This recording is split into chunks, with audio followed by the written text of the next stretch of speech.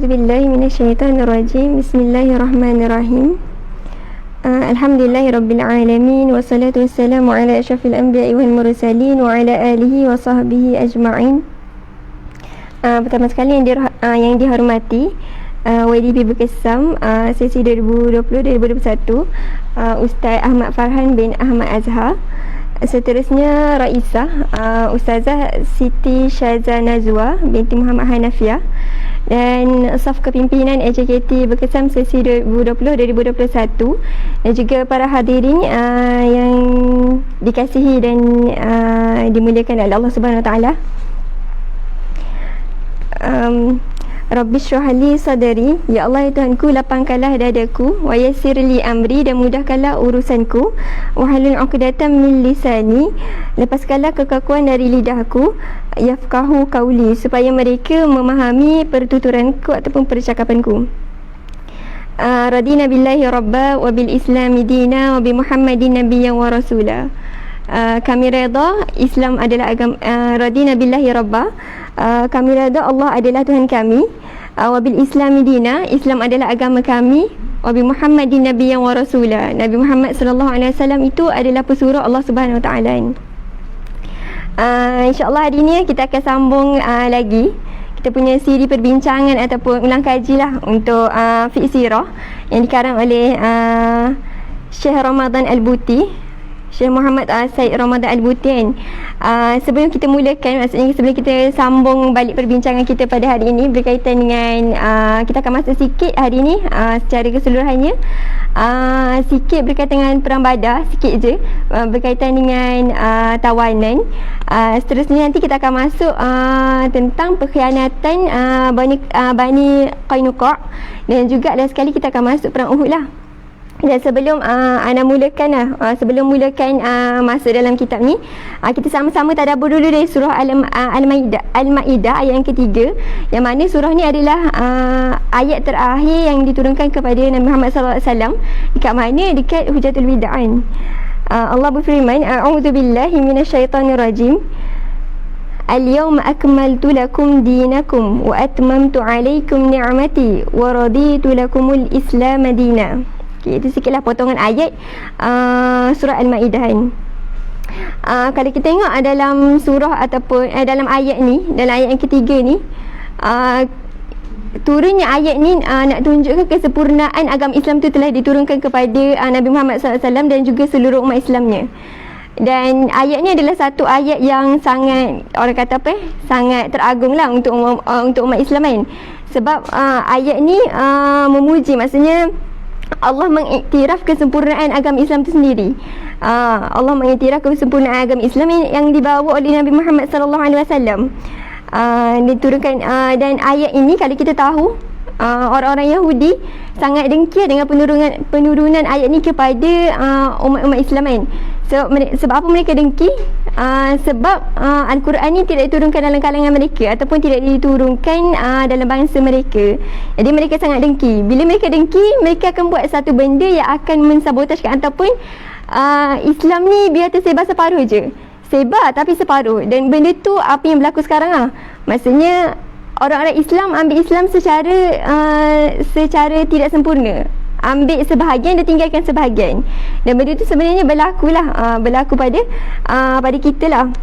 Dan ideologi kalau kita tahu ada banyak ideologi yang muncul sekarang.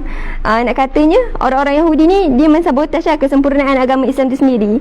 Jadi wajiblah ke atas kita sebagai orang yang menuntut ilmu, mahasiswa-mahasiswa, tak kira lah dekat Mesir ataupun dekat Malaysia ataupun mana-mana mahasiswa yang belajar, kena dia macam jadi salah satu fardu ain jugalah untuk kita faham dan tahu berkaitan dengan ideologi. Kadang orang kata kita kena mahir berkaitan dengan medsos ataupun media sosial. Sebenarnya media sosial ni adalah salah satu wasilah sahaja. Tapi yang kita kena tahu, kita kena faham, itu adalah berkaitan ideologi yang paling utama yang ingin disebarkan oleh agenda barat itu sendiri. Okay, itu sikit lah untuk ayat, untuk maksudnya permulaan lah kita pada hari ni kan. Sebab hari ni kita akan banyak bercerita berkaitan dengan orang-orang Yahudi, sifat-sifat orang Yahudi, berkaitan dengan orang-orang munafik. Jadi kita sama-sama tengoklah dan ulang kaji balik. Okey, untuk buku, kalau buku anda muka surat 180, kita tengok Perang Badar sikit. Muka surat 100 okay, muka surat 179. Setiap buku ada cetakan lain-lain, jadi muka surat ini lain-lain. Tapi boleh tengok peperangan Badar dekat Al-Ibar wal-Izzat yang poin yang ke-9. Okey. Okay, anda tak baca satu lah. Secara kesimpulan anda nak bagi tahu dekat sini. Kalau kita tengok dalam peperangan Badar, umat Islam, Allah bagi satu kemenangan kepada umat Islam kan. Umat Islam menang berlawan ataupun bertarung dengan orang-orang musyrikin. Dan bila menang, adalah tawanan-tawanan yang ada dengan umat Islam. Jadi pada masa ni tidak diturunkan lagi pensyariatan. Maksudnya, apa kita nak buat dengan tawanan-tawanan tersebut? Apa kita nak lakukan dengan harta-harta rampasan yang maksudnya yang Islam dapat kan? Jadi dekat sini, bila mana tak berlakunya penurunan ayat ataupun wahyu daripada Allah, Rasulullah ni sebagai seorang ketua lah, maksudnya sebagai seorang pemimpin perang dan juga ketua, Rasulullah buat apa? Sifat Rasulullah ni, kalau benda tu benda besar, Rasulullah sukalah berbincang dengan para sahabat. Okey, apa kita nak buat dengan benda tu? Rasulullah jaranglah buat keputusan tersendiri, kecuali keputusan tersebut daripada Allah Subhanahu Taala. Jadi itu memang dah sabit lah. Tapi kalau yang ni tidak diturunkan lagi ayat tersebut. Jadi Rasulullah berbincang dengan para sahabat, apa yang kita nak buat dengan tawanan perang ni? Okey. Kalau tengok dekat poin kalau kita tengok poin sebelum ni yang anda dah bentangkan, ada dua pandangan. Okey, pandangan pertama, tawanan perang ni kita buat apa? Tawanan perang ni kita lepaskan. Maksudnya Abu Bakar berpendapat kita lepaskan tawanan-tawanan perang ni. Tapi kita ambil harta mereka. Okey, itu pendapat pertama. Pendapat yang kedua, yang diberikan oleh pendapat Sayyidina Umar radhiyallahu anhu. Pendapatnya, kita bunuh je tawanan-tawanan ni, sebab nanti akan takut kalau dia orang hidup akan sebarkan lagi, maksudnya keburukan lah kepada Islam. Jadi pendapat Umar adalah kita bunuh tawanan tersebut. Okey, jadi Rasulullah terima pendapat mana? Kalau kat sini Rasulullah terima pendapat pertama. Okey, Rasulullah terima pendapat pertama. Tapi pendapat yang Rasulullah buat tersebut adalah salah. Okey, sebab ada diturunkan ayat yang Allah kata kau patutnya bunuh je tawanan-tawanan perang tersebut. Tapi Rasulullah tidak membunuhlah tawanan perang tersebut. Jadi nak kata jadi kalau kita tengok kat sini, okey, adakah Rasulullah berijtihad secara salah? Jadi timbul pula persoalan tersebut. Rasulullah ni ijtihad secara salah ke, sedangkan Rasulullah ni maksum? Okey, sebenarnya kalau kat sini diceritakan ataupun dibahaskan oleh pengarang sendiri, Rasulullah ni dibenarkan berijtihad kepada wahyu yang tidak diturunkan lagi hukum berkaitan dengannya. Tapi kalau berlakunya kesalahan, Allah akan terus menegur Rasulullah SAW. Maksudnya bila berlaku kesalahan, Allah akan terus turunkan wahyu kepada Rasulullah SAW. Nak katanya ijtihad Rasulullah tu salah, jadi akan diperbetulkan teruslah. Nak katanya ijtihad Rasulullah ni ada juga yang salah, tapi tidak berpanjangan kesalahan tersebut, sebab akan didatangkan secara terus ataupun secara langsung wahyu daripada Allah SWT untuk membetulkan balik ijtihad Rasulullah SAW. Okey, itu berkaitan dengan ijtihad Rasulullah. Adakah ijtihad Rasulullah ni ada berlaku kesalahan ataupun tidak? Okey, penekanan kat sini cuma nak bagi tahu berkaitan dengan ijtihad Rasulullah sallallahu alaihi wasallam. Jadi kalau orang syariah lah, maksudnya kalau kita belajar berkaitan dengan ijtihad ni, kalau untuk berijtihad selain daripada Rasulullah sallallahu alaihi wasallam, kalau ijtihad tu salah akan dapat satu pahala sahaja. Adapun kalau ijtihad tu betul akan dapat dua pahala lah, atas kesungguhan dan juga ijtihad seorang mujtahid yang betul. Adapun untuk menjadi mujtahid tu perlukan kriteria yang sangat maksudnya detail lah. Tak semua orang boleh menjadi seorang mujtahid. Okey, itu berkaitan dengan peperangan Badar. Habislah berkaitan dengan peperangan Badar. InsyaAllah hari ini kita akan masuk sikit. Kita akan masuk berkaitan dengan kalau tengok kita ada slide, boleh nanti peringkat pengajar akan sebarkan. Nanti boleh tengok kat slide tersebut. Slide tersebut adalah ringkasan lah. Mungkin ada yang ada yang dekat Malaysia ataupun dekat Malaysia sendiri yang tak ada buku fiqh sirah ni, boleh rujuk slide tersebut. Tapi slide itu adalah slide yang ringkas lah, maksudnya sekadar panduan. Okey, hari ini kita akan masuk tajuk Banu Qainuqa wa awal khiyanah Yahudiyah lil muslimin. Berkaitan dengan Bani Qainuqa. Okey, Bani Qainuqa dan awal pengkhianatan orang Yahudi ke atas orang-orang Muslim. Okey.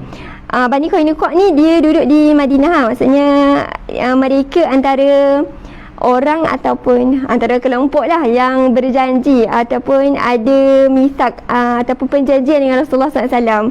Di mana kan sebelum ni kita tahu Rasulullah ni buat piagam Madinah kan. Jadi mereka antara orang yang mengikuti perjanjian tersebut lah, perjanjian dengan Rasulullah SAW.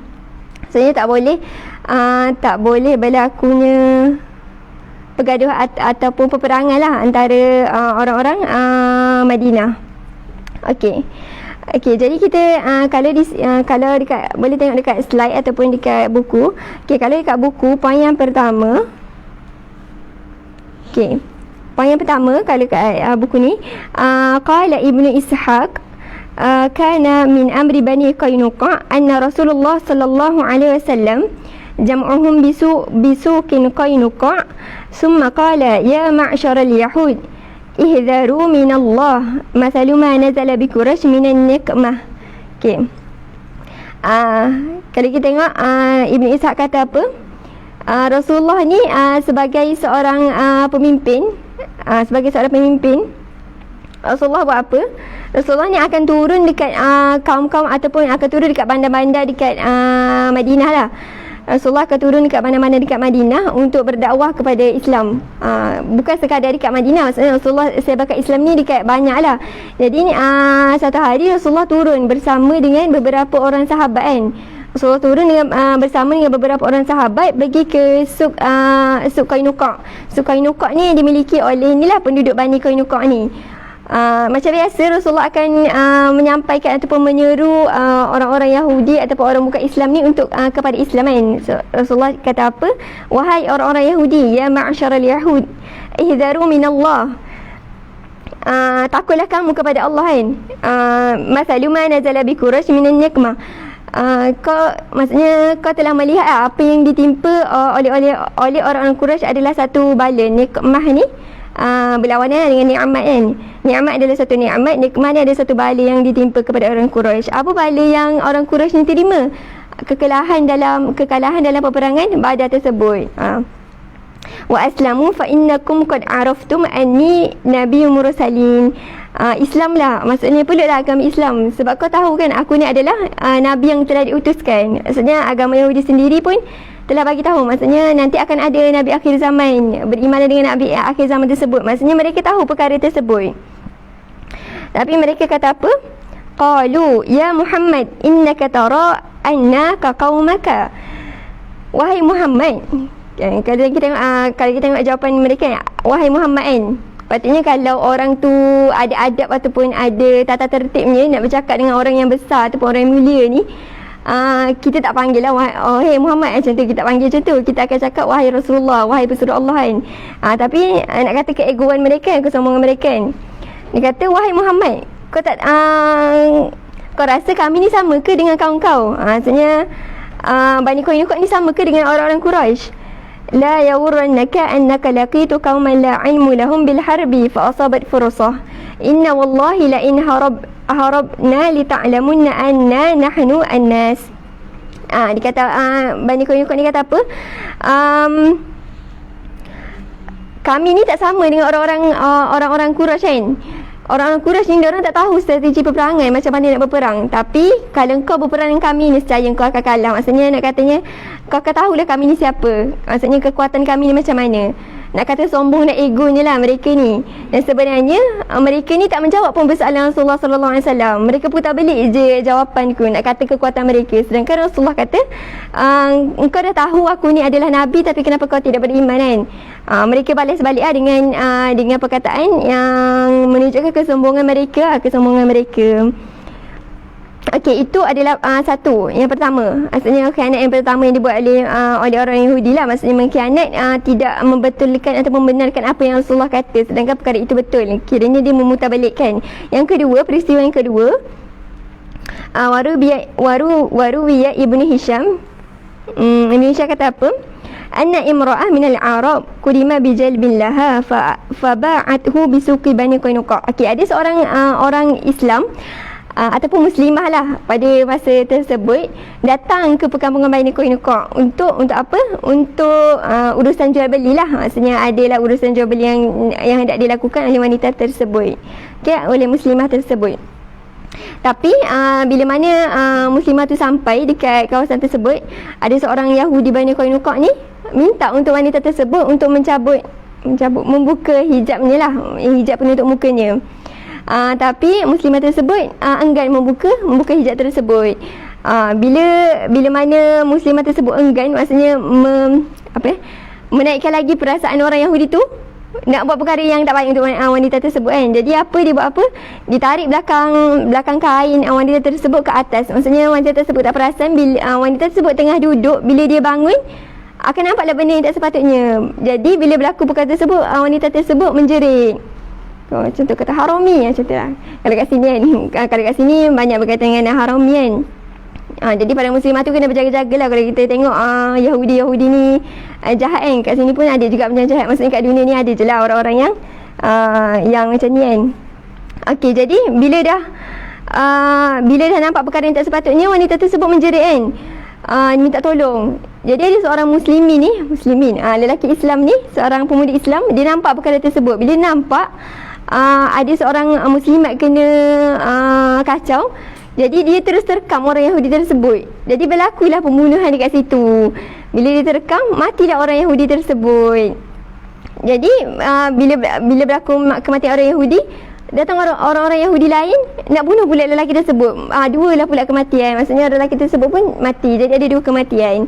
Orang Yahudi tersebut meninggal, dan juga orang Muslim yang menyelamatkan wanita tersebut juga meninggal. Jadi berlakulah perkelahian kat situ. So bermulalah satu pengkhianatan lah oleh orang Yahudi, mencabuli ataupun mencabulilah maruah seorang wanita.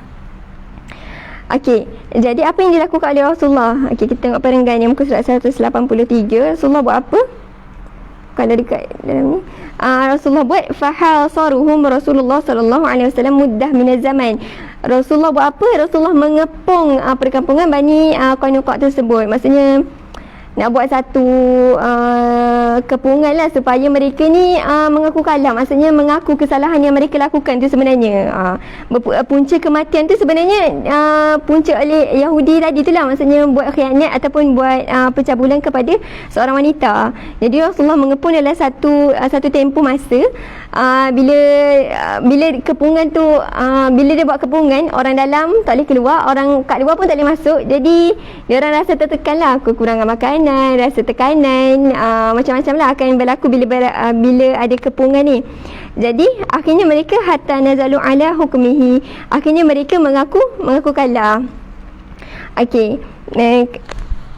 Okey, itu berkaitan dengan kepungan. Okey, lepas tu dekat sini diceritakan ada dua watak penting. Okey, ni kena ingat dua watak penting ni. Dua watak penting ni, pertama adalah Abdullah bin Ubay bin Salul, yang kedua Ubadah bin As-Samit. Okey, dua-dua ni, Abdullah bin Ubay bin Salul dan juga Ubadah bin Samit ni, dua-dua adalah bersahabat dengan orang-orang Yahudi. Maksudnya mereka ada persahabatan lah, ada pertalian dengan orang-orang Yahudi. Tapi ada perbezaan antara kedua orang ni. Yang pertama, Abdullah bin Ubay bin Salul, dikata kat Rasulullah kan, kat sini, faqama ilaihi Abdullah bin Ubay bin Salul faqala ya Muhammad ahsin fi mawali. Wahai Muhammad, kau buat baik dengan orang-orang aku. Maksudnya dengan kerabat aku lah macam tu. Sebab dia bukan bersahabat dengan orang Yahudi kan. Lepas tu dia ulang perkara tersebut, dan Rasulullah tidak mengendahkan apa yang dilakukan oleh Abdullah bin Ubay ni. Okey, lepas tu sehingga kan Abdullah bin Ubay ni buat apa? Dia masukkan tangan dia dekat dekat celah baju Rasulullah SAW. Maksudnya nak kata ni paksa Rasulullah SAW. Rasulullah buat betul-betul buat baik-baik dengan orang-orang Yahudi ni, dengan mawali aku ni. Sehingga kan Rasulullah rasa macam rasa marah sangat. Wa ghadaba Rasulullah SAW hatta ra'u li wajhihi zilalan. Rasulullah rasa marah sangat sehingga kan kemarahan Rasulullah tu nampak dekat wajah Rasulullah. Maksudnya geram sangat perbuatan yang dilakukan oleh Abdullah ni sendiri kan. Lepas tu dia paksa-paksa Rasulullah juga dan dikata Rasulullah suruh lepaskan.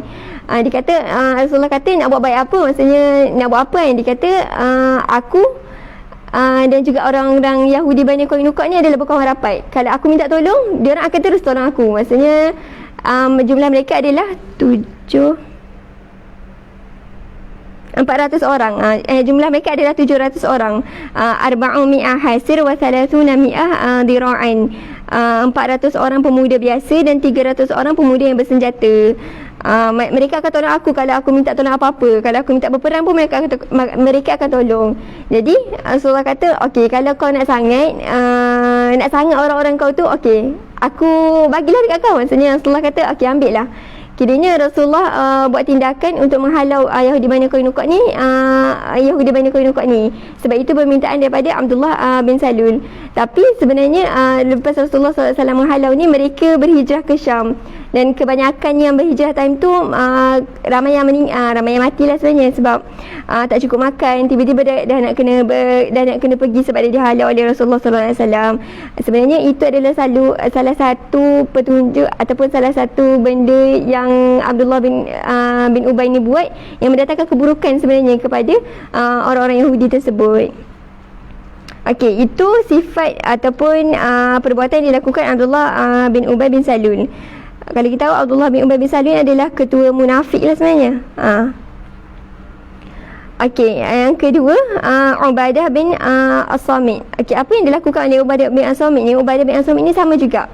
Dia ada perikatan ataupun persaudaraan dengan Yahudi. Tapi berlainan dengan Abdullah bin Ubay. Ubadah ni dia bertukar arah. Maksudnya dia kata, aku tetap meletakkan kesetiaanku kepada Allah dan Rasulnya serta orang mukmin.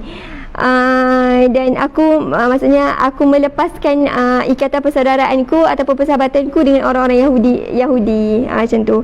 Sekiranya dia tak menjadikan Yahudi ni orang-orang kepercayaan dia lah, macam tu. Sebagaimana yang diturunkan oleh Allah SWT dalam Al-Quran kan, surah Al-Ma'idah ayat 51 dan juga 52 tu. Ya ayyuhallazina amanu la tattakhidhul yahuda wan nasara awliya. Wahai orang-orang yang beriman, jangan kau ambil orang-orang Yahudi dan juga Nasrani ni sebagai awliya kamu. Ba'duhum awliya ba'd. Okey, bolehlah nanti sama-sama tadabbur kan. Surah Al-Maidah ayat 51 dan juga 52 ni. Sebenarnya tadabbur Al-Quran ni selit sikit. Tadabbur Al-Quran ni kita kena buat setiap hari lah. Kalau boleh sehari tu satu ayat pun tak apa. Maksudnya supaya kita ni faham apa yang disampaikan oleh Al-Quran tu sendiri. Sebenarnya dalam ayat Al-Quran ni dah lengkap lah. Dah lengkap dengan segala hukum hakam, ilmu, penceritaan yang kita boleh ambil kan. Dan sebagaimana kita tahu, Al-Quran ni adalah satu sumber utama. Kalau tak lengkap, ada ayat lain yang akan melengkapkan, ada hadis yang akan melengkapkan. Dan sirah ni adalah salah satu pelengkap kepada dalil-dalil lah. Sebab sirah ni adalah salah satu perbuatan ataupun tingkah laku Rasulullah SAW berdasarkan wahyu oleh Allah SWT sendiri. Jadi boleh mulakan satu hari satu ayat.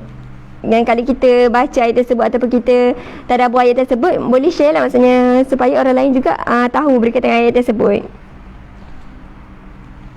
Okey, jadi itu tentang perkhianatan Bani Qainuqa dan dua watak penting iaitu Abdullah bin Ubay bin Salul dan juga Ubadah bin Samit. Al-Ibar wal-Izzat kat sini ceritakan ada 3 Ibar wal-Izzat yang didatangkan oleh pengarang sendiri, oleh Syekh Said Ramadan Al-Buti sendirilah. Okey, yang pertama berkaitan dengan cuma kita tak akan buat pembincangan secara panjang lah untuk semua ni sebab nanti akan jadi panjang. Jadi Ana cuma ringkaskan je. Okey, pertama berkaitan dengan hijab al-mar'ah al-muslimah. Tentang hijab ataupun bagaimana aurat muslimah ni. Adakah muslimah ni wajib tutup seluruhnya, hanya boleh nampak mata je, kena tutup muka, ataupun sebenarnya boleh je nampak muka dan juga tapak tangan. Okey, kalau kat sini, okey, adakah wajah wanita ni adalah satu aurat? Okey, sebagaimana cerita tadi, kita tahu orang Yahudi tersebut minta seorang muslimah tu dia buka wajahnya. Maksudnya buka, kalau kira kat sini kira buka niqab ataupun yang purdah dia lah. Jadi kalau kita tengok berdasarkan penceritaan ni, nak katanya kewajipan untuk menutup wajah tu ada pada zaman Rasulullah SAW. Kita tengok ada satu hadis kat muka surat 184.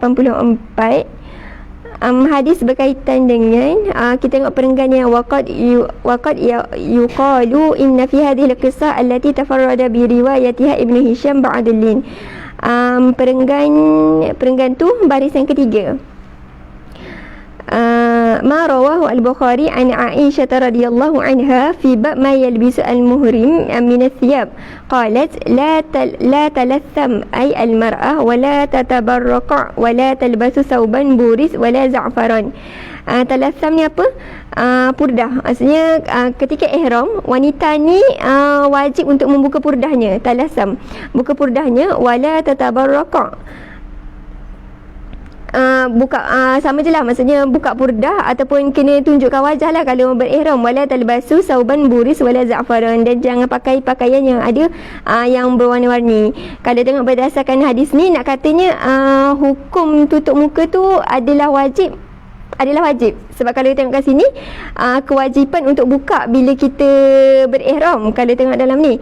Jadi nak katanya kewajipan untuk tutup muka tu, macam tu. Tapi kalau lepas tu ada lagi hadis dekat bawah ni. Cumanya berkaitan dengan wajah wanita ni adalah aurat, itu adalah salah satu mazhab lain lah. Kalau mazhab yang kita gunakan dekat Malaysia sendiri ataupun mazhab yang dipakai oleh mazhab Syafi'i, muka wanita ni adalah bukan salah satu daripada aurat. Kalau kita tengok muka surat sebelah, ala anna min a'immatul mazahib min zahabi ila anna wajhi wal kaffain min al mar'ah laysan bil bi'aura. Muka dengan tapak tangan wanita ni adalah bukan salah satu aurat pun, tapi kalau nak tutup dibolehkan. Maksudnya dibolehkanlah, diharuskanlah ataupun sunat kalau kita nak tutup, sebab kita nak jaga, maksudnya sebagai langkah penjagaan. Cumanya kalau dalam satu tempat tu dah ma'ruf ataupun dan secara umumnya memang berlaku banyak perkara-perkara yang, maksudnya kalau buka wajah ni akan berlaku perkara yang tak baik kepada wanita, maka pada masa tersebut wajib untuk pakai, maksudnya wanita ni untuk tutup wajah. Dia datang kewajipan untuk tutup wajah ni disebabkan perkara-perkara yang boleh memudaratkan wanita. Contoh, kalau dia buka wajahnya, memang akan berlaku perkara yang tak baik kepada dia. Jadi kewajipan untuk dia untuk pakai penutup wajah. Tapi kalau tak, maka dia hanya menjadi salah satu sunat lah. Kalau nak buat boleh, kalau tak nak buat pun tak apa, ikut adat dan uruf lah semasa. Kalau kat Malaysia bukan salah satu kewajipan lah, tapi kalau nak pakai boleh je. Cuma kalau nak pakai penutup muka ni ataupun purdah, janganlah sampai kita pakai ni sehingga kita berhias dan akhirnya sebenarnya mendatangkan lagi fitnah sebenarnya, ataupun mendatangkan lagi rasa syahwat lah kepada orang lelaki kan. Pakai itu sekadar memang kita nak tutup dan menjaga, bukan kita nak tayang dekat medsos ataupun sebagainya kan. Pakai memang betul-betul niat untuk kita tutup dan jaga maruah kita.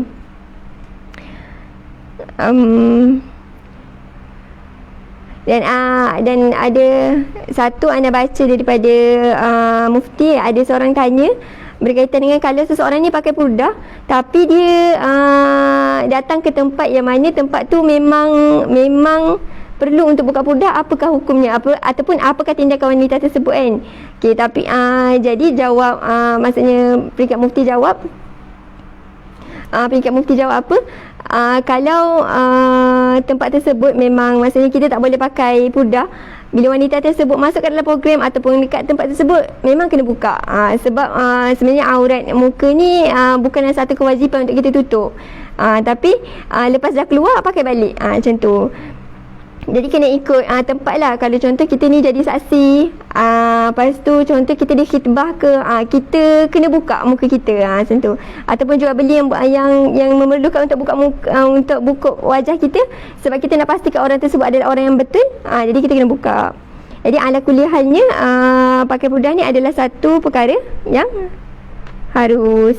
Okey, yang kedua, sanian bawah tu, perenggan kedua akhir.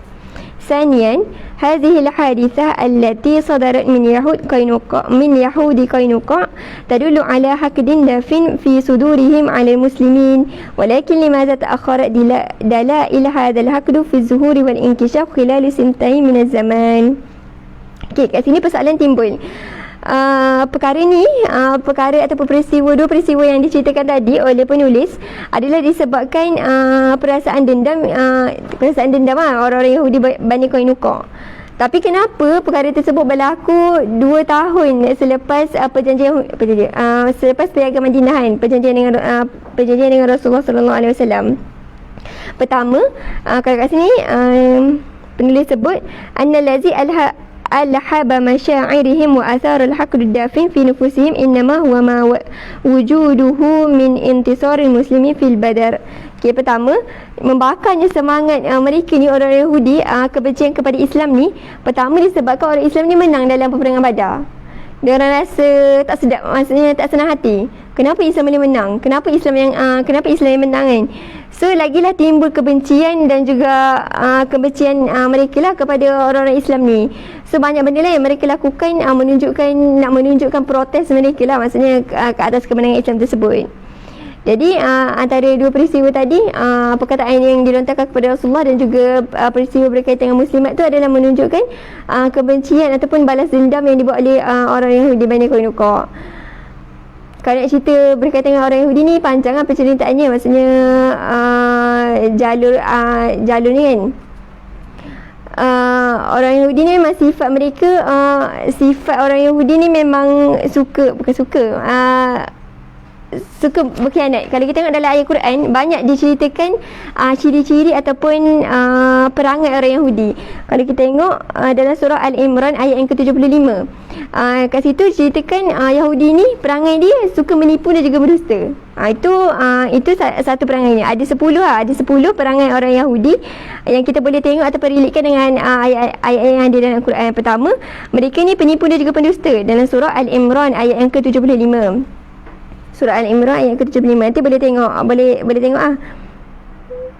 Okey, lepas tu seterusnya orang Yahudi ni kaki putar belik. Dalam surah Al-Baqarah boleh tengok surah Al-Baqarah ayat ke berapa? Ayat yang ke-75. Lepas tu Yahudi ni adalah perangai mereka adalah dengki. Okey, dengki. Kita tengok dalam peristiwa ni bersama. Boleh tengok juga dalam surah An-Nisa ayat yang ke-54. Yang keempat, mereka ni kuat mengelat. Dalam surah Al-Baqarah ayat yang ke-67 hingga 68. Lepas tu yang kelima, mereka ni kuat menganjing. Macam tu lah, menganjing. Surah Al-Ma'idah ayat yang ke-57. Lepas tu khianat. Kalau dalam cerita ni banyaklah perkhianatan yang dibuat dalam sirah ni, banyak perkhianatan yang dibuat oleh orang Yahudi. Surah Al-Ma'idah ayat yang ke-13. Lepas tu surah Al-Baqarah ayat ke-79, perangai orang Yahudi ni, mereka suka menunggang agama kan, menggunakan agama dan memutarbelik perkara yang datang oleh agama kan. Lepas tu yang ke ayat yang ke perangai yang ke-8, mereka ni adalah pengecut dalam surah Al-Ma'idah ayat yang ke-24. Ke-9, mereka ni adalah orang yang kedekut, ayat Al-Ma'idah surah 53 hingga 54. Dan yang ke-10, mereka adalah orang-orang yang tamak, surah Al-Baqarah ayat yang ke-96. Ini adalah antara perangai-perangai orang Yahudi yang kita boleh relatekan dalam Al-Quran. Sebenarnya Al-Quran telah menceritakan sendiri perangai orang-orang Yahudi ni, dan itu bukan direka-reka, itu adalah perangai mereka yang sebenarnya. Okey, itu ibrah yang kedua. So kita masuk ibrah yang ketiga. Okey, kita kena laju sikit. Okey, ibrah yang ketiga. Ibrah yang ketiga ni berkaitan dengan bagaimana muamalat Rasulullah sallallahu alaihi wasallam ataupun muamalat orang Islam ni dia sepatutnya dengan orang-orang munafik. Okey, kalau ceritakan dekat dalam ni, muamalatul munafiq fil Islam. Hadhihi hadisah wa ma aqabuha min difa' Abdullah bin Ubay an al-Yahudi bisyakal allazi ra'aynahu.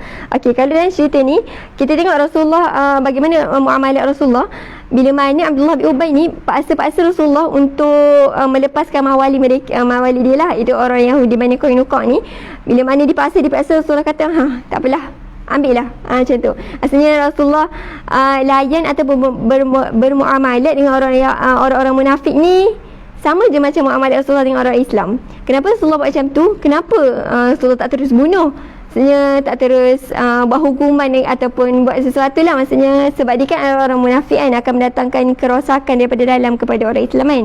Tapi Rasulullah anjurkan untuk kita sama-sama buat muamalat ataupun bergaul dengan orang munafik ni sama macam mana kita bergaul dengan orang-orang Islam yang lain. Sebab apa? Sebab tak nak kalau Rasulullah ni tiba-tiba bunuh orang munafik, akan timbullah Islam ni ganas. Mudah kita nak kata orang, mudah kita memunafikkan orang sedangkan kita tak tahu benda tu betul ataupun tidak kan. Sebab orang munafik ni Rasulullah boleh tak macam mana Rasulullah tahu adalah berdasarkan wahyu sebenarnya. Sebab munafik ni adalah perkara dalaman yang sebenarnya kita tak boleh tahu, kita tak dapat tahu kecuali Allah. Sebab munafik ni kalau kita tengok maksud nifak tu sendiri, mereka ni menyatakan Islam mereka. Mereka kata mereka Islam, tapi dalam mereka intimat mereka bukan pada Islam, bukan pada Islam lah. Maksudnya intimat mereka pada yang lain kan. Sebab tu Rasulullah mengajar ataupun menganjurkan kepada orang Islam ni untuk berlaku sama muamalatnya dengan orang-orang Islam yang lain supaya tidak berlakunya pergaduhan ataupun permusuhan. Sukalah anak-anak share sikit kalau siapa ada buku kan berkaitan dengan buku Zahiratun Nifaq kan. Kalau dalam tu diceritakan berkaitan dengan sifat-sifat ataupun secara terperinci sifat ataupun ciri-ciri orang munafik tu macam mana. Orang munafik ni zaman Rasulullah tak menyatakan ataupun Allah tak bagi tahu dalam Al-Quran, okey dia ni orang munafik, okey dia ni orang munafik. Tak. Allah tak bagi tahu macam tu kan. Tapi Allah datangkan sifat-sifat yang mana sifat tersebut ada kepada orang-orang munafik. Jadi kita kena hazar dengan sifat tersebut. Bukan hazar dekat orang lain juga, dengan diri kita jugalah. Sebab takutlah kita na'udzubillah, moga kita bukan dalam kalangan orang-orang munafik. Kalau tiba share sikit kan daripada Ilmu Luain, dalam buku Zahiratun Nifaq ditulis tentang aksam ataupun jenis-jenis orang munafik. Kalau kata jenis-jenis orang munafik dari segi kenifakannya, maksudnya kemunafikannya lah. Okey, ada empat jenis orang munafik. Bukan munafik ni semua sama tau. Okey, yang pertama al-qismu awal munafiquna kanat lahum intima'u ghairil islamiyah sabiqah lidukulihim al-islam. Mereka ni munafik dan intimat mereka ni memang bukan betul-betul kepada Islam pun. Mereka masuk Islam ni contohnya macam orang Yahudi, Nasrani dan yang selainnya lah. Maksudnya intimat mereka ni memang intimat dalam hati mereka ni memang bukan intimatnya kepada Islam kan. Diorang masuk dalam Islam sebab apa? Sebab ada tujuan yang mereka nakkan harta, nak rosakkan Islam ni dalam macam-macam tujuan lah mereka masuk Islam ni. Dan kalau kita tengok sejarah pun banyak lah berkaitan dengan orang-orang munafik ni masuk Islam sekadar nak rosakkan ataupun nak rosakkan orang Islam. Okey, yang kedua al-qismu as-sani munafiquna kanu muslimuna ghairu kadhibina fi i'lanihim al-islam summa irtaddu 'anil islam sirran. Orang munafik yang mana mereka menyatakan Islam mereka secara jelas, tapi mereka murtad ataupun tak menyatakan Islam mereka secara sir, maksudnya secara sembunyi. So kita tahu dia munafik ke tak sebab perbuatan dia yang belakang, sebab munafik ni perbuatan dia sebenarnya yang menunjukkan dia tu munafik kan. So dia munafik dia menyatakan Islam secara jelas, tapi dia munafik secara sir dan tidak menyatakanlah kemurtadan dia kepada Islam, padahal sebenarnya dia Islam. So kita tak tahu. Okey, yang ketiga munafiquna warisuna al-intisa ila al-islam min usrihim aw bi'atihim walakinnahum lam yadkhulu fil islam ala sabil intima iradi. Yang ketiga ni orang-orang munafik yang mana keluarga mereka ni Islam, tapi mereka contoh keluarga dia Islam, dia munafik, dia sebenarnya munafik. Dia tak boleh nak keluar dari Islam sebab ada perkara-perkara tertentu yang membuatkan dia kena duduk dalam Islam lagi. Macam tu. Sebenarnya keluarga ni adalah orang-orang Islam sebabkan perkara-perkara tertentu ataupun benda-benda yang dia nak jagalah berkaitan dengan nasab dan sebagainya. Dan yang terakhir dia munafik dan keluarganya pun munafik. Maksudnya semualah ahli keluarganya adalah munafik kan. Itu adalah antara ciri-ciri ataupun aksam al-munafik, aksam orang munafik. Nanti bolehlah baca sikit, bolehlah baca kan, berkaitan buku dengan Zahiratul Nifaq. Banyaklah perbincangan dalam tu. Bolehlah buat alaqah kecil ke, sambil-sambil minum asir tu, bincang kan buku-buku ni kan. Perbincangan berat ni sebenarnya kita kena wujudkan lah. Sebab kalau kita asyik selalu bincang perkara-perkara yang ringan ni, sebenarnya otak kita tak bergerak sangat. Jadi perbincangan-perbincangan yang besar dan berat ni perlu diwujudkan juga. Okey, dah habis. Okey, dah habis untuk Bani Qainuqa, untuk tiga pengajaran. Dan insyaAllah kita akan masuk sekarang apa? Okey, insyaAllah kita akan masuk kepada peperangan Uhud. Perang yang kedua lah, perang besar lah selepas perang Badar. Kalau perang Badar, kita tengok perang Badar sebelum ni, Islam berdepan dengan orang musyrikin yang jumlahnya sangat besar, sangat banyak kan. 1000 berdepan dengan 314 atau 313 orang. Tapi Allah datangkan kemenangan kepada Islam. Okey, kalau perang Uhud, biasanya kita akan dengar perang Uhud ni adalah satu perang yang mana Islam ni kalah. Islam ni kalah kan. Okey, adakah betul Islam ni kalah? Okey, jom kita tengok. Okey, boleh nanti boleh rujuk slide untuk mudah nak faham sikit, sebab kita akan pergi laju. Okey, pertama kita tengok apakah sebab ataupun punca berlakunya perang Uhud ni. Okey, kalau kita tengok rentetan sebelum ni, perang Badar dah berlaku, dan kemenangan Islam tu adalah kemenangan yang sangat besar. Dan orang-orang musyrikin ni banyaklah, banyak ketua-ketua mereka ataupun pemimpin besar mereka yang terbunuhlah dalam peperangan Badar. Jadi mereka, orang-orang musyrikin ni rasa macam sedih, marah. Perasaan mereka adalah bercampur gaul kan. Puncanya sababuha anna baqiyatu min uzama' Quraisy mimman lam yaqtulu fi ghazwatil Badar ijtama'u ra'yuhum 'ala as-sa'ri liqitalihim fi Badar. Okey, kota Mekah pada ketika itu diselubungi dengan rasa kesedihan. Rasa kesedihan di atas kematian-kematian pemimpin kan. Dan mereka rasa dendam kepada Islam. Jadi ada seorang pemimpin musyrikin. Kita nak dikata kita nak kena duduk dalam kesedihan macam ni je ke? Maksudnya sepanjang-panjangnya kita nak duduk dalam kesedihan ke? Dan benda tu tak datangkan apa-apa pun kepada kita. Jadi bila difikirkan, dalam mesyuarat balik, berbincang balik, dia orang pun musyawarah kan. Musyawarah penting kan. Berbincang balik, kita buat serang balas kepada umat Islam supaya dapat tebus baliklah kita punya rasa dendam, rasa kebencian kepada Islam tersebut. Jadi bila mana datang satu idea ni, jadi datanglah langkah-langkah lain yang mereka buat. Dan idea ni diterimalah. Jadi apa yang mereka buat? Mereka merancang kan, merancang strategi yang sangat maksudnya sangat teratur lah. Kumpulkan harta, kumpulkan apa lagi, senjata dan juga tenaga untuk dirancangkan. Dan langkah pertama yang mereka buat, mereka menahan semua harta yang selamat daripada yang dipimpin oleh Abu Sufyan. Sebelum ni kan Abu Sufyan pernah sebelum berlakunya perang Badar kan, sepatutnya Rasulullah nak ambil harta daripada Abu Sufyan kan, tapi mereka selamat. Jadi mereka kumpulkan harta yang dibawa oleh Abu Sufyan tu. Yang kedua, mereka mengumpulkan wanita-wanita. Wanita-wanita ni sangat penting kan, mereka kata. Untuk apa? Pertama, untuk menaikkan semangat mereka. Maksudnya untuk menaikkan semangat pejuang-pejuang tentera Yahudi lah. Bukan Yahudi, tentera musyrikin. Dan satu lagi, perempuan ni ataupun wanita-wanita ni akan mencela tentera Islam dan menjatuhkan semangat tentera Islam. Itu peranan wanita yang mereka kumpulkan. Jadi berapa banyak jumlah tentera yang dikumpulkan oleh orang yang musyrik ni? Ada sebanyak 3,000 orang. 3,000 maqatil. Okey, 3,000 orang. 3 maqatil ni adalah tentera. Tak termasuk wanita-wanita tu, tak termasuk dalam 3,000 orang. Jadi sebenarnya lebih lah bilangannya. Okey, yang seterusnya, okey, bila mana dah perancangan Yahudi ni didengari ataupun dikhabarkan, sampailah angin-angin kepada Rasulullah sallallahu alaihi wasallam. Sampai apa? Orang Yahudi ni,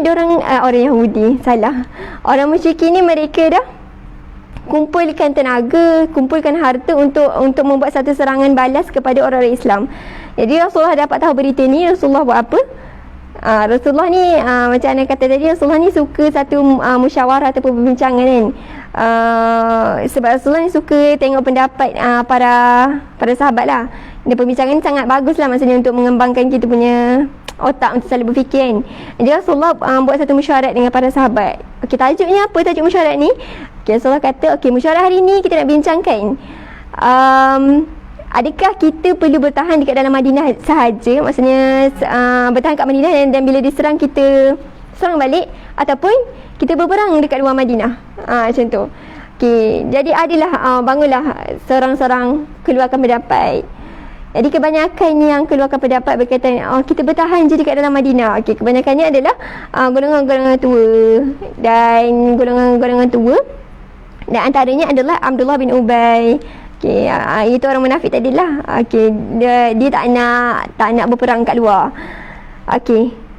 Tapi golongan-golongan muda ni sebabkan ada ramai golongan-golongan muda yang tak sempat mengikuti peperangan Badar. Jadi mereka kata, tak Rasulullah, kita kena berperang juga kat luar. Maksudnya kita kena pergi ke luar Madinah dan berperang macam tu, bukan bertahan dekat dalam Madinah. Jadi keputusan Rasulullah apa? Rasulullah keluar. Rasulullah dia pakai baju perang dia lah. Kalau kita tengok dekat dalam, sekejap. Ada dekat dalam perenggan Wasami'ah tu. Tak jumpa pula dekat mana. Tapi Rasulullah ni dia terus pakai baju perang untuk nak menunjukkan Rasulullah ni bersiap siaga untuk berperang dekat luar. Cumanya bila mana Rasulullah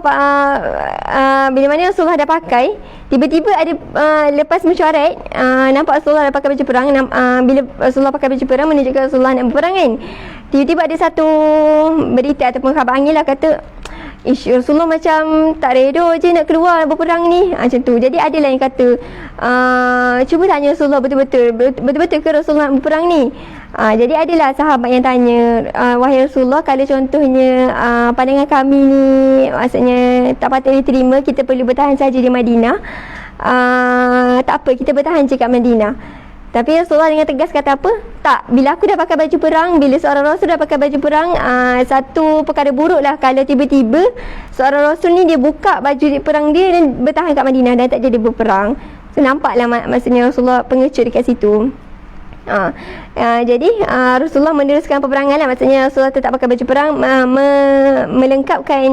melengkapkan anggota tentera Islam, iaitu seramai berapa orang.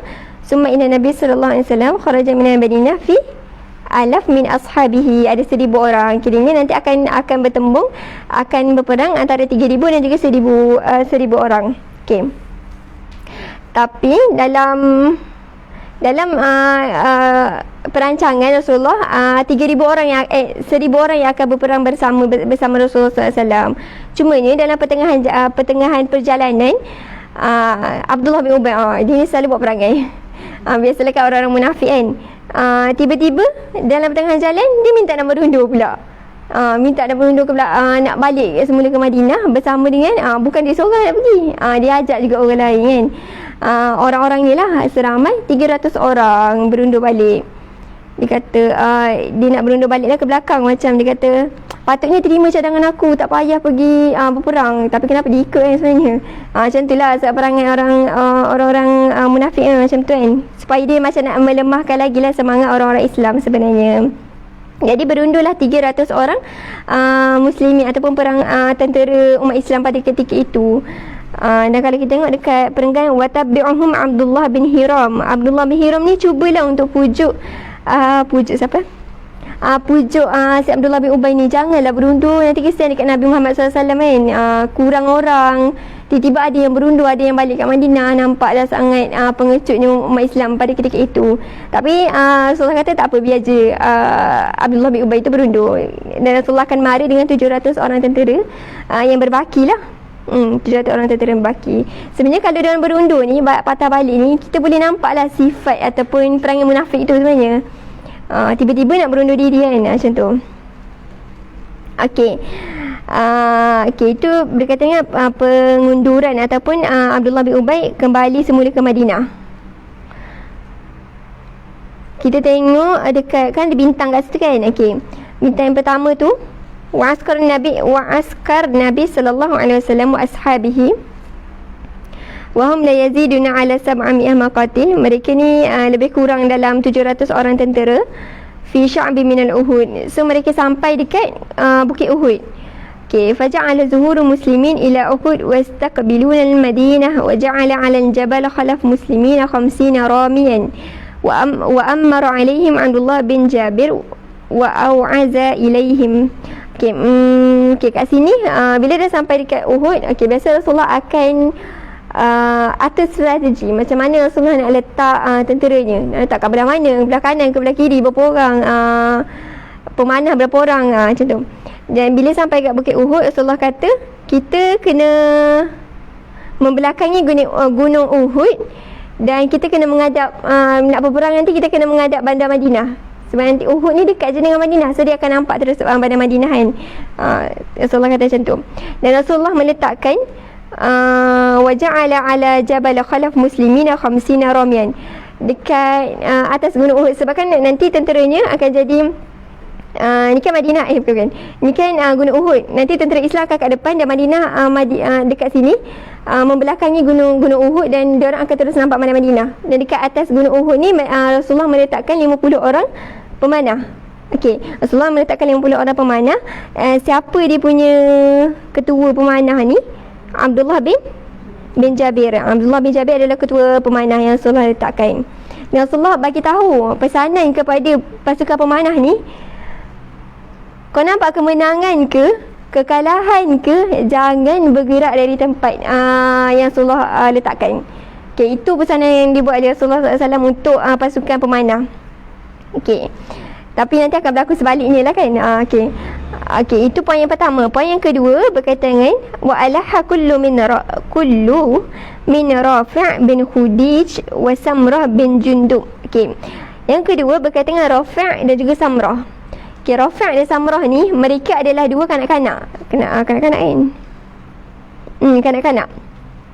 Berapa umur mereka?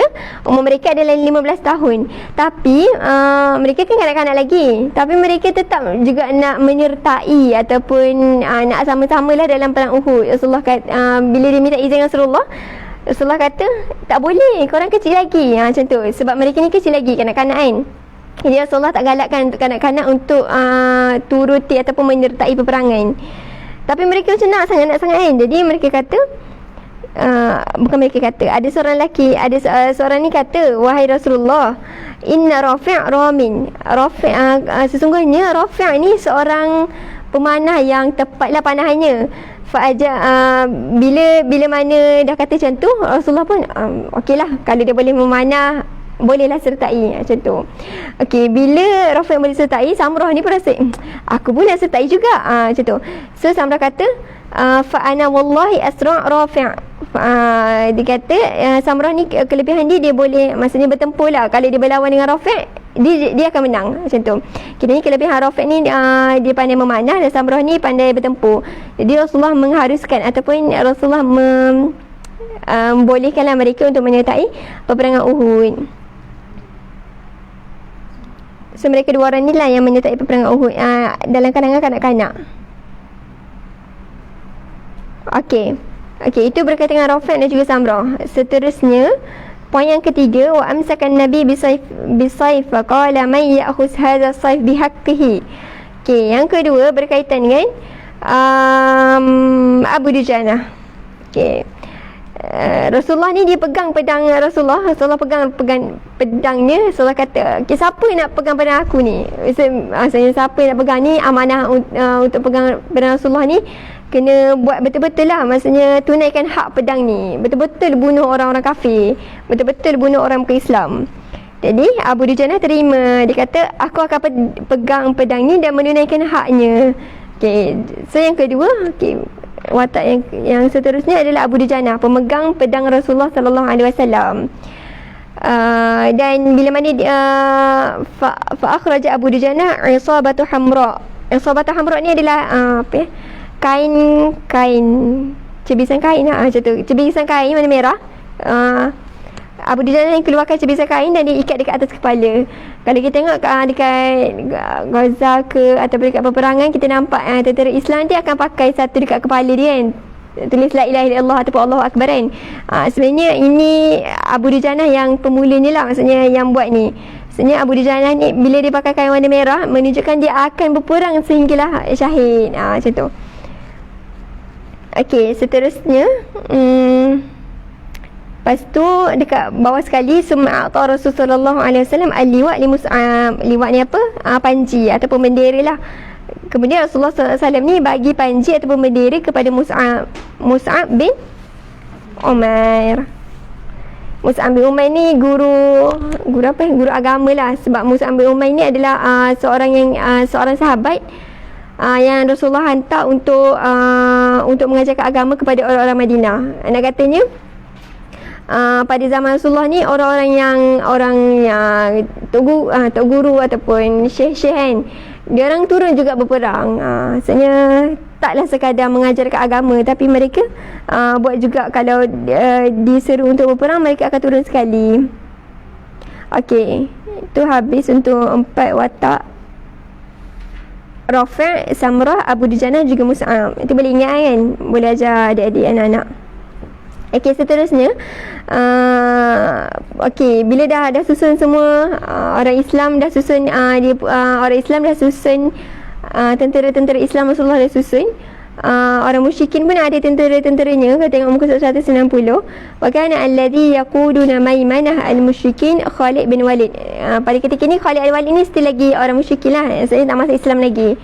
Khalid al-Walid ni diletakkan di sebelah kanan, sayap kanan lah untuk orang musyrikin, dan sebelah kiri Ikrimah bin Abi Jahal. Okey, bila nak start perang, biasanya kalau nak start perang, diorang tak akan terus berperang. Orang Islam, peperangan ni dia akan mula dengan apa nak panggil langkah sembah. Macam akan ada 3 orang yang datang dulu. Okey, bersaing dulu 3 orang tu. Okey, kalau yang ni siapa yang ke depan? Abu Dujanah, Hamzah bin Abdul Muttalib dan juga Mus'ab bin Umair. Okey, 3 orang ni datang untuk ni dah bertempur dengan 3 orang lagi daripada tentera musyrikin.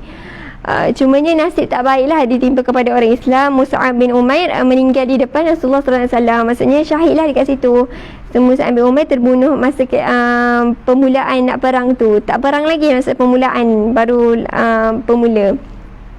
Okey, bila dah macam tu, bila dah habis dah pertempuran, maksudnya Mus'ab jatuh, mulalah peperangan. Okey, mula peperangan, tentera Islam ni mara dengan bersungguh lah. Maksudnya dia mara, dan bila nampak tentera Islam ni bersungguh-sungguh, orang kafir ni dia lari bertempiaran. Maksudnya bila nampak Mus'ab dah jatuh, dah terbunuh, dah syahid, tentera Islam terus serang, dan serangannya maksudnya laju dan bertubi-tubi. So orang-orang kafir ataupun musyrikin ni diorang lari bertempiaran, sehingga kan wanita-wanita tak sempat nak bagi semangat lah. So diorang pun lari juga bertempiaran kan, tak sempat nak bagi semangat. Jadi bila dah start macam tu, kita akan nampak kemenangan Islam lah. Maksudnya okey, orang-orang kafir dah tak tentu arah, dah lari ke sana ke sini, dah pergi patah balik. Orang Islam, orang-orang wanitanya dah bertempiaran lari semua tu. Jadi orang-orang atas bukit tadi yang Rasulullah letak tadi, mereka nampak, oh, Islam dah menang. Okey, nampak harta dekat bawah. Jadi adalah pula perbincangan antara sahabat dekat atas kan. Dia kata, dah nampak dah ni, Islam menang, so jomlah kita turun lah, macam tu. Ada yang nak turun, ada yang tak nak kan. Tapi Rais mereka, maksudnya Rais yang diletakkan Abdullah bin Jabir ni, dia kata, aku tak akan melepasi apa yang Rasulullah kata. Maksudnya dia tetap juga dekat atas tu. Jadi beberapa orang je yang tinggal dekat atas bukit tu, tapi yang lain, pemanah-pemanah lain turun kat bawah. Sebab tengok, Islam dah menang, diorang nak pergi dekat harta rampasan tu ataupun ghanimah tersebut kan. Jadi bila macam tu, nampak orang-orang Quraisy dah bertempiaran, orang Islam pun dah mula turun, tinggal beberapa orang je dekat atas bukit Uhud. Tiba-tiba daripada belakang Khalid al-Walid datang dengan tentera berkuda. Sebenarnya Khalid al-Walid tadi dia bukan lari, maksudnya bertempiaran lah. Dia orang menyorot dekat belakang bukit untuk buat serang hendap dan balik. Jadi bila mana Khalid al-Walid ni nampak pasukan pemanah Islam ni turun ke bawah, jadi peluang lah untuk dia bunuh orang Islam lain. Jadi Khalid al-Walid dan tenteranya pergi serang dulu orang-orang atas bukit. Kiranya Abdullah bin Jabir ni meninggal, asalnya syahid dan juga orang-orang yang ada kat atas bukit tu. Dan berlakulah serangan bertubi-tubi oleh orang musyrikin ke atas orang Islam, sehingga kan serangan tersebut disasarkan kepada Rasulullah kan. Orang musyrikin ni sasar nak bunuh Rasulullah. Jadi dia orang marah kepada Rasulullah sebab dah tak nampak dah orang Islam time tu berperang tak ikut apa strategi. Dah tak ada strategi dah. Pergi je perang je, lari je kat mana-mana. Jadi dia orang tak ada strategi. Sampai dia orang macam kat mana Rasulullah kat mana tak nampak kan. Sehingga kan kalau orang baling batu dekat Rasulullah terus kena. Kiranya Rasulullah ni dekat perang Uhud Rasulullah cedera lah. Sepatutnya Rasulullah kalau perang-perang lain nak sampai musuh nak sampai kepada Rasulullah kena guna pemanah kan. Maksudnya nak katanya jauh ni musuh dengan Rasulullah kan. Ni nak katanya jarak Rasulullah dengan musuh sangat dekat sehingga batu kena dekat Rasulullah boleh cedera. Dia Rasulullah cedera dekat gigi Rasulullah. Kalau kat sini dia kata Rasulullah cedera dekat gigi. Bila mana cedera, Fatimah datang. Fatimah dan juga Ali datang untuk merawat luka Rasulullah sallallahu alaihi wasallam. So Fatimah datang rawat luka Rasulullah, dan pada masa tu Fatimah rawat luka Rasulullah. Lepas tu bila mana diorang berperang tanpa arah dan arah tuju, diorang cari Rasulullah tak jumpa sebab Rasulullah dah terduduk dan Fatimah tengah merawat luka Rasulullah. Sampailah berita kata Rasulullah ni dah terbunuh, dah mati. Dan dalam pasukan tentera muslimin ni still lagi ada orang-orang munafik. Dan orang munafik ni dia macam melemahkan lagi lah semangat orang tentera Islam yang lain. Kata Rasulullah terbunuh, dah tak payah dah kita teruskan peperangan ni, macam tu. Jadi tersebarnya berita Rasulullah ni terbunuh. Jadi melemahkan lagi lah semangat orang Islam pada ketika tu. Kalau yang dah lemah makin lemah lah. Kalau yang still rasa macam aku kena cari Rasulullah, dia orang still lagi berperang dan cari Rasulullah SAW untuk melindungi Rasulullah SAW. Jadi poin yang kat bawah muka surat 190 ada bintang bawah tu kan. Wa tajalla fi hadhihi al-asna' mazhar ra'i' litadhiyatul wal fida' mimman kanu hawlu Rasulullah sallallahu alaihi wasallam min as-sahabah. Dekat sini nak ceritakan beberapa orang sahabat yang sanggup terbunuh ataupun sanggup menjadi benteng kepada Rasulullah, supaya Rasulullah ni tidak Rasul yang agung ni tidak terbunuh. Antara sahabat yang sanggup menjadi benteng kepada Rasulullah adalah siapa? Kalau dekat dalam slide tu ada Ana tulis kan antara nama-nama sahabat yang sanggup jadi benteng Rasulullah. Antaranya Abu Talha dia sanggup jadi benteng Rasulullah walaupun time tu orang-orang musyrikin datang serang bertubi-tubi kepada Rasulullah SAW. Rasulullah macam kadang-kadang Rasulullah keluarkan kepala nak tengok. Patut Abu Talha kata Rasulullah tak payahlah tengok, duduk je kat belakang aku, biar aku je yang kena, macam tu. Dan mereka sangguplah terkena. Lepas tu antara yang lain juga Abu Dujana. Abu Dujana yang jadi benteng kepada Rasulullah sallallahu alaihi wasallam. Dan antara yang lain juga Ziyad bin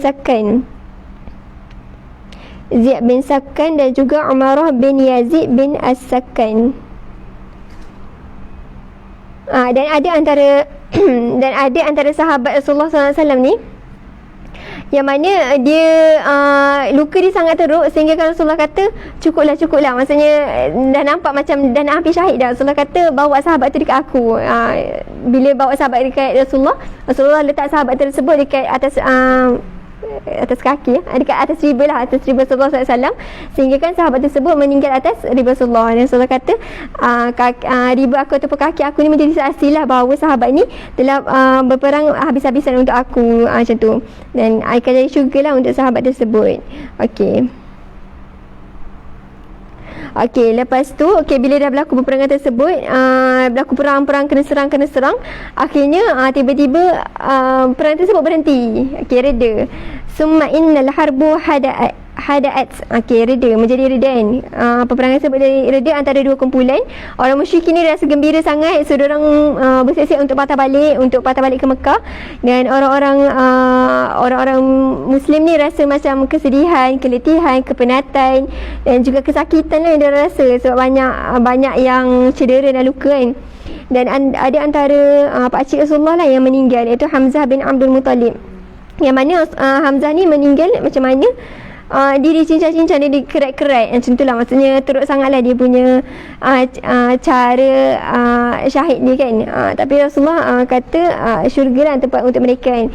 Dan Rasulullah ni minta para sahabat untuk kumpulkan syahid-syahid, sahabat-sahabat yang dah syahid, untuk ditanam dekat satu liang lahat. Dan Rasulullah kata bila nak tanam, Rasulullah akan tanya dulu antara dua sahabat ni dalam satu liang lahat. Rasulullah akan letak dua sahabat, antara satu sahabat ni dia akan tanya dekat sahabat lain yang mana yang lebih menghafal Al-Quran dan mengamalkan Al-Quran, dan yang tu lah akan letak dekat bawah dulu. Maksudnya nak kata kehebatan ataupun syafaat Al-Quran tu nanti dekat akhirat kan.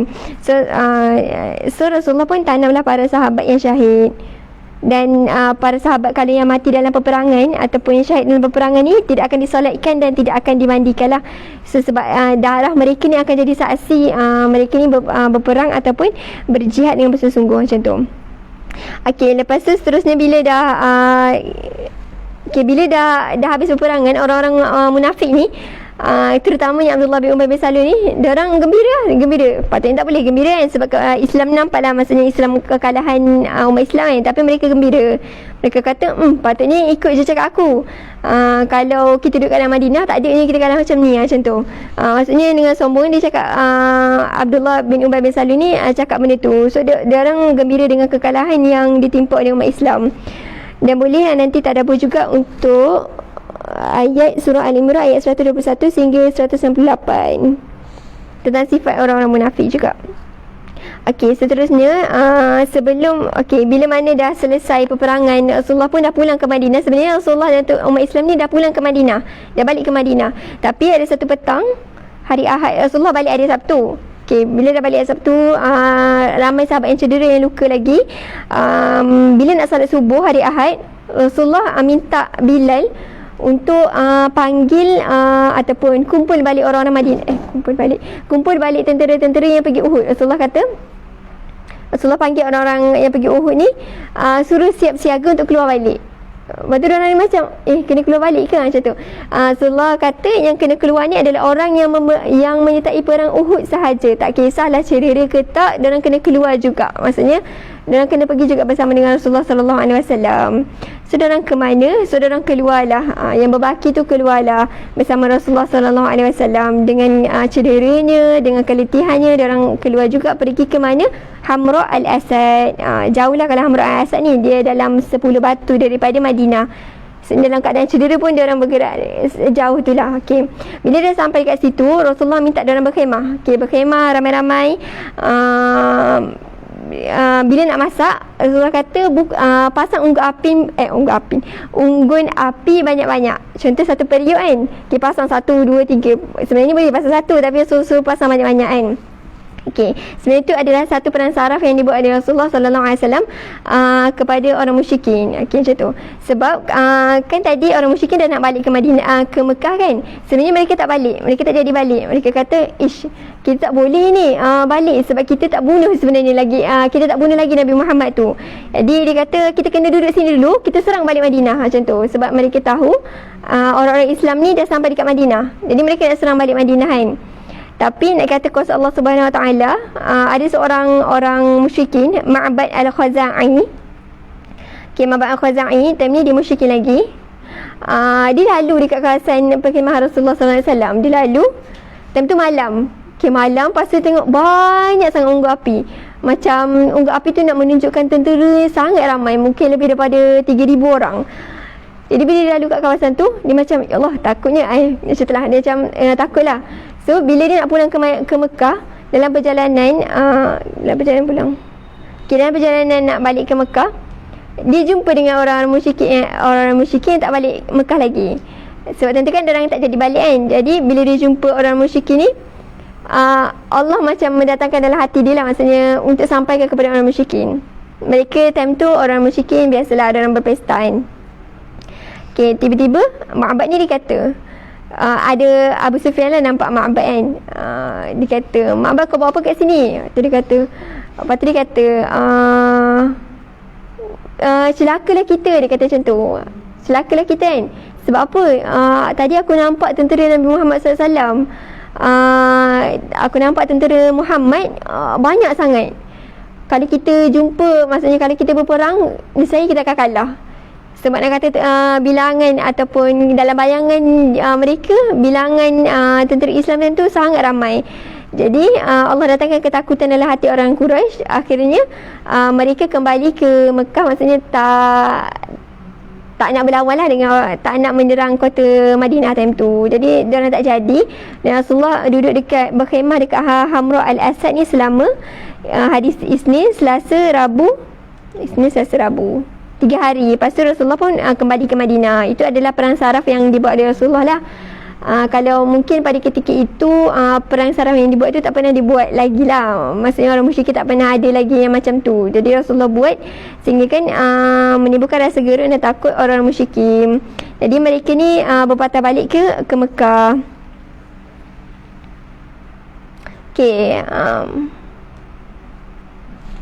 Okay, dah habislah untuk peperangan Uhud. Okay, alhamdulillah kita habiskan untuk peperangan Uhud. Jadi siapa yang menang sebenarnya?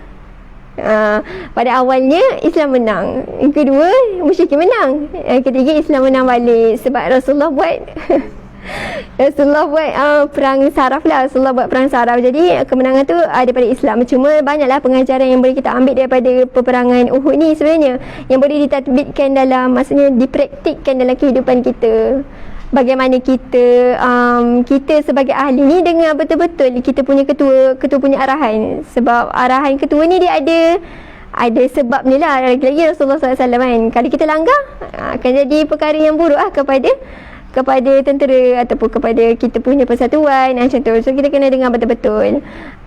Dan bila mana dah nak timpa satu kekalahan, kita jangan rasa mudah putus asa. Maksudnya contoh, kita dah dapat satu musibah, lepas tu kita dah rasa takut dan gerun, kita tak buat strategi lain.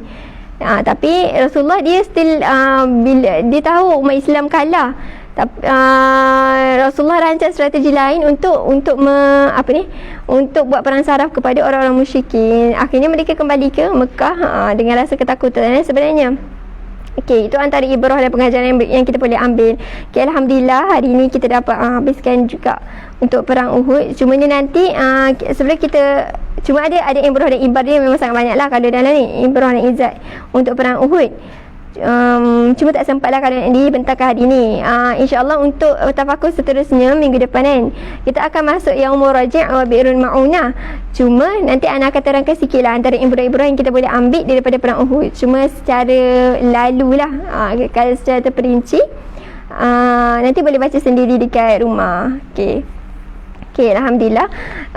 Terima kasih untuk para pendengar ataupun penonton yang menonton. Dan boleh jadi rujukan lah untuk slide yang Ana buat tu secara ringkas lah. Boleh digunakan nanti untuk siapa-siapa. Semoga kita menambahkan ilmu tentang kefahaman kita tentang Islam dan tentang sirah Nabi Muhammad SAW ni akan menambahkan kefahaman kita dan sebaran ilmu kita kepada orang lain. Okay. Semoga bertambahnya ilmu, iman dan juga amal kita lah, insyaAllah. Okay, itu sahaja. Wallahu ta'ala a'lam. Jazakumullahu khair. Assalamualaikum warahmatullahi ta'ala wabarakatuh.